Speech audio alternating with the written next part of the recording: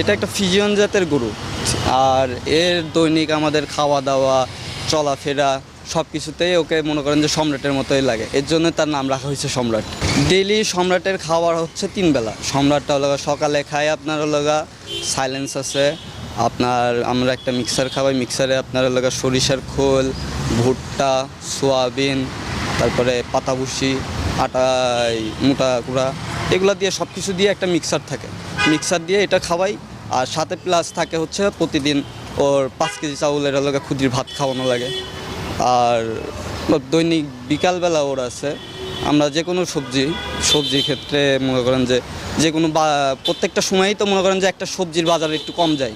যেরকম মিষ্টি কুমড়াটা আমরা 12 মাস খাওয়াই থাকি। এটা দৈনিক বিকালবেলা 15 থেকে 16 কেজি করে মিষ্টি কুমড়া খাই। আবার রাত্রেবেলাও মনে করেন এই সন্ধ্যাবেলা সেম খাবার, সকালে যেরকম ছিল এরকম সেম খাবার। তো এটার আমাদের প্রতি দিন মনে করেন পার ডে একটা খরচ আছে মনে করেন 2500 টাকা 2000 টাকা লেগে যায়। আচ্ছা, আমরা সম্রাটের বিষয়টা বলি। সম্রাটটা আসলে আমরা 12 লাখ টাকা দাম চাচ্ছিলাম, তার লাইভ ওয়েট ছিল 1100 কেজি। তো আমরা সম্রাট অলরেডি সেল করে ফেলছি আপনার 10 লাখ টাকায়।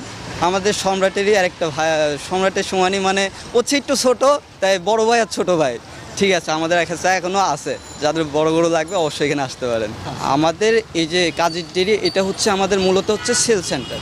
আমাদের মূলত খামার হচ্ছে মাটিরাঙ্গাতে, খাগড়াছড়ি মাটিরাঙ্গাতে।